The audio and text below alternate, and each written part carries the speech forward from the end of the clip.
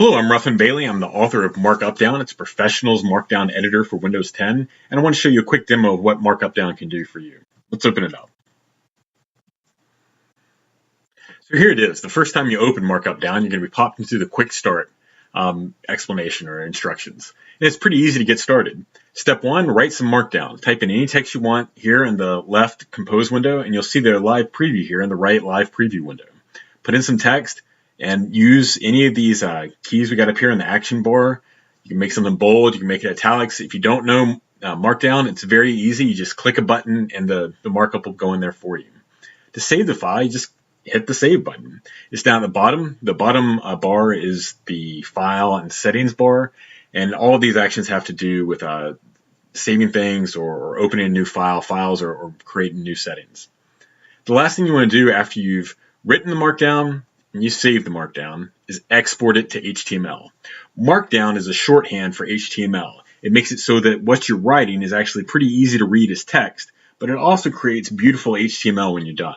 There are two ways to export your HTML on MarkUpDown. One is to hit the HTML5 badge, which is up at the top left of the action bar.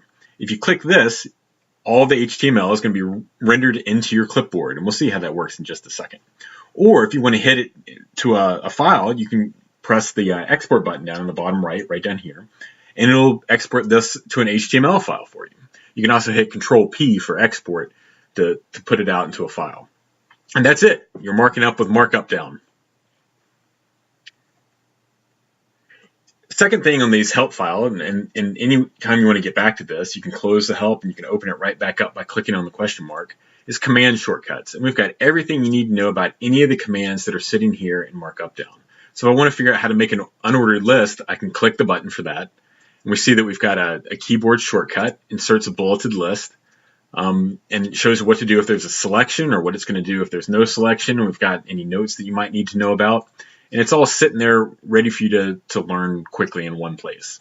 Control-Shift-H, for instance, is one that doesn't have an icon. So there are a couple of things where we have commands that aren't on the action bar, but are neat little things that once you start getting used to MarkUpDown, you've got to come in here and figure out some sort of professional tricks to get things in quickly. One neat one is anytime you hit Alt-V instead of Control-V, it's going to paste HTML. So if you've gotten code from an HTML page or you've gotten content from an HTML page and you're pasting it into your Markdown, it'll keep all the rendering with it, so it'll look a lot like what it looked like when it was on the web.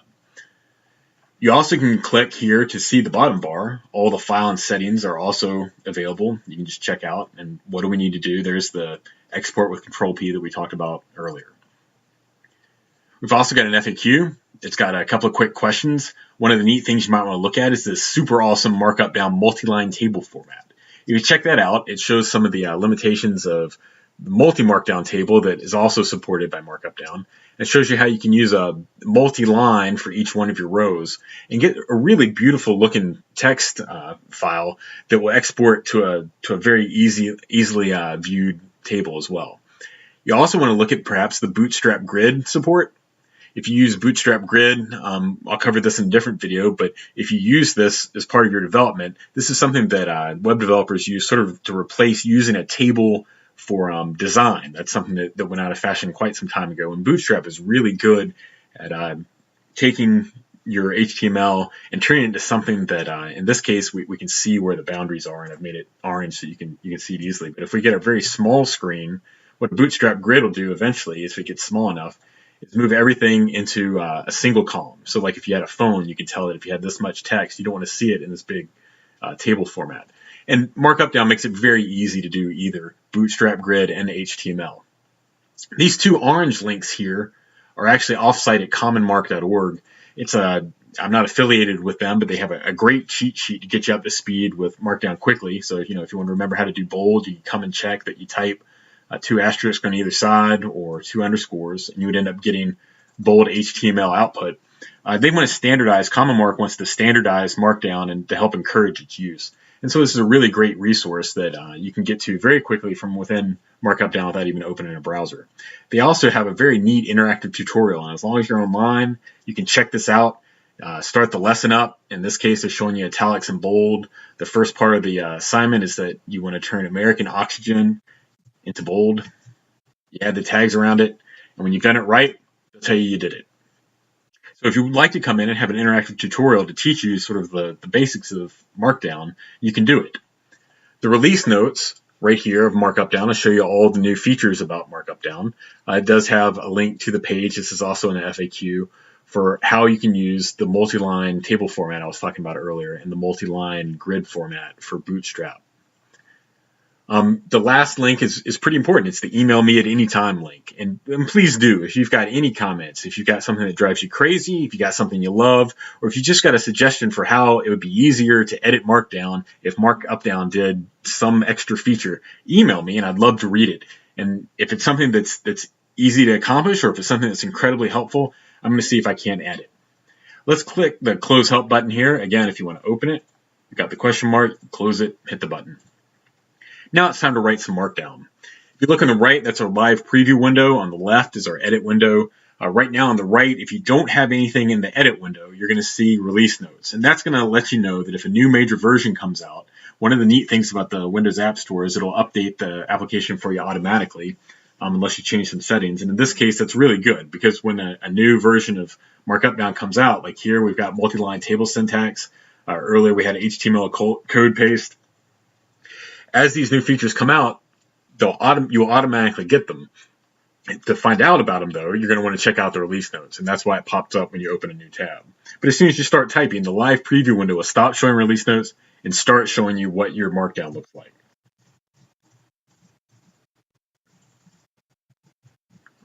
So here we've got a little text. We can tell that we've already got a live preview of what that looks like. Let's add a little Markdown formatting, maybe some bold there, some italics here. And here I'll do some underline, which actually isn't Markdown, but we've got it supported just in case you wanted to add it. And you can tell all that stuff happened really quickly in the live preview window. Another thing that's neat about MarkUpDown are its easy actions. Easy actions are ways of thinking ahead and trying to make common occurrences something easier on you when you're actually doing your editing. So I've had some link text, and I just cut that roughwork.com URL and put it into my clipboard.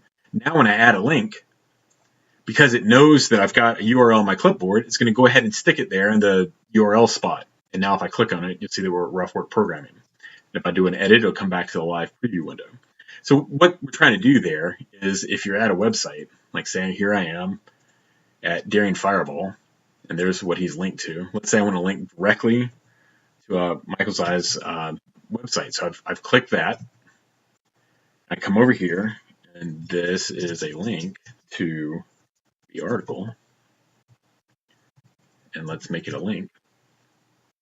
Boom. So it spits it right in. And so that's a pretty common thing, to have a URL in your clipboard and to be adding a link. You don't have to type that in. Now, if it's guessed that maybe for some reason you don't want to have that link here, it's already highlighted. So I can just start typing. It immediately erases what was there. And you haven't lost any time at all. I can hit tab to get out. Another neat thing, if I've just tabbed out of some Markdown and I hit a period, it's going to get rid of that space, if you saw that right there, and now I can start on a new sentence. And these are the sort of easy actions that make it really quick and easy to write Markdown and MarkUpDown. It really is, I think, the best Markdown editor for getting HTML written quickly, available on pretty much any platform. One thing I want to show you is the export. So if I hit HTML5, let's open up a new tab just for fun. And you can open it up with Control-T like I just did. Let's go ahead and close it without saving. Or you can hit the plus button. And let's paste in what it looks like. And so this is the same stuff, but not in Markdown. We rendered it, we put it into our clipboard, and there it is with all of its HTML tags, just the way you'd expect it to be. Okay, one neat thing about MarkUpDown that you should never accidentally bump into yourself is that there's a special incantation that'll pop up some sample Markdown. And here it is. So I just happen to know what it is. And here's some text from The Great White Whale by Herman Melville. You may have heard of it. Some of you may have read it. And here we can see some of the neat parts about Markdown. We've got 3 hashtags there. That means we've got an H3 header from HTML. Here we've got the image. If you wanted to do an image, you can just hit the image button. Same sort of thing, another easy action. Let's say I just cut that URL to the image. Let's insert it right back. Here's my alt text. is a big whale. And I went ahead and took, since I had an image URL in there, it ends with .jpeg, it knew to go ahead and stick it right there in my image tags. Now, one thing that's a problem here is this image is really big. How can we change that? If we go to settings, we can look at image settings and see what's going on. There are lots of different ways you can do your images in MarkUpDown. You can do it just the default that'll put it up next to the left, just right on the left border of your page without anything special. Or you can use, if you'll notice when it's changing down here in the preview, from a Markdown style image to anytime you use one of the image buttons, it'll throw in all this extra text and have inline style. You can see this display block to put it either in the center or on the right. Now, what I recommend you do is to hit use a custom class for all images. And here's just the name of MarkUpDown-image. You can change that if you want to, but I would say just keep it the same if it doesn't bother you. And now, if you look down here on the preview, we can see that it's normal HTML markup once it's rendered to HTML, but it also has this class that's inserted. That allows us to use CSS for all the images that are in our Markdown. If I come out here, then this is the CSS tab of our settings, and here is our mud image class in CSS, and I can put in any CSS I want to help with the preview markup.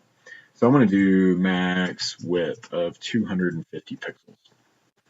Before I save it by hitting close, I want to look at these two checkboxes at the bottom. One, we have include CSS with HTML export to file. Remember, we can export using the export button down on the file and settings bar.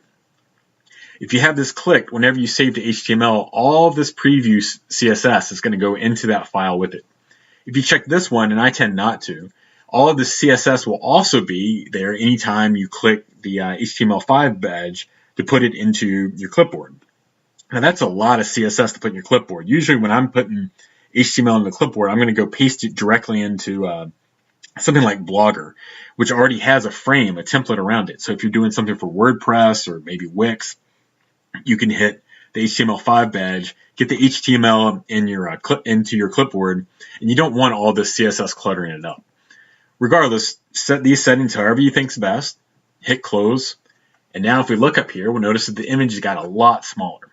So now anything that's a mud image that's in standard Markdown format is going to have that CSS applied to it, which is pretty neat. A couple other things to look at. If you look right here, this is a code block. What a code block does, if I bring it over here, if everything's touching the left side of my edit pane, it's just going to be normal text, as we see right here. But if I come here and I either hit tab to take it all the way out, I'm hitting shift tab to bring it back, or if I hit the code button for a multi-line selection, if I just select one word, it'll just put code tags to either side. So you can see right there now water looks like a typewriter typed it. But if I hit the code button or if I hit tab, it'll bring this block out. And so now any spaces that I have are going to be maintained. So now I've put extra spaces around regulating. So if you're writing a README or if you've got some code that you'd like to put in, this is a really good way to make sure that you don't lose, if it's for I equals 0, oops, got a capital there for some reason. I equals 0, it's making it capital because it thinks I'm misspelling I is less than 10. I is less than, I plus plus. Figure out a way to make that a little smarter. So now this will look like normal text, normal code. So if you cut and paste your code, which is what I normally do from a text editor, and I want to put it into a blog post, I'll just paste it in here, and then all the I's will stay lowercase. And then when I hit tab to bring it over into a code block, it'll keep its formatting, which is wonderful. Another way of formatting blocks is to have a block quote. And so you can tell here that, and let's bring this over just so that it stands out a little more. Here, this block quote, if I'm going through my normal text, stands out, and in the preview has this little bar beside it to show that something is block quoted. To make a block quote, all you have to do is do a greater than and then type in your text. If you want to have another line, there's already a greater than added for you. If you're here and you decide that's the end, hit return one more time, and that last one's gone. So that's a really easy way to go in and to create block quotes. You can also, if you wanted to turn this into a block quote, Or if you want to hit block quote, you can start out with a new one. If you want to turn this into a block quote, you could just highlight it, hit quote, and it'll be surrounded with, it'll be preceded with the greater than symbol, just like that. The last thing I want to show you real quick here, this is a multi-markdown table. And you can learn more about it by going to the multi-markdown page or looking at it in help. We talked about it just a little bit. And what it does is creates a table that looks good in ASCII. And when you come over here and take a look at it, it's been rendered. And some of the neat things about it, the first line, and the reason why these are blue is because they're rendered differently. These are headers up here at the top. And they're headers because of the very first line. The second line separates the headers from the rest of the table. And if you look at where these colons are, that tells you how the text should be formatted within the column. So we have here, we don't have any, and it's formatted left here in the first column. In the second column, we have colons on both sides. That means everything in the second column should be centered, and it is. In the fourth column, we've got the colon on the right side. That means everything in the fourth column should be right justified, and it is. So that's a real nice support of multi-markdown. And again, if you want to look at what this looks like, I can click to put it into my clipboard. I can create a new tab, paste it in, and here it is, the HTML. So we've got all this nice, we've got left and center, and we've got all the right things for making it render in a table just like we wanted it to.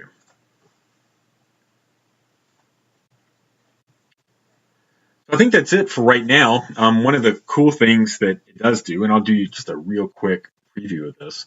Well, two more things I'll show you while I'm thinking about it.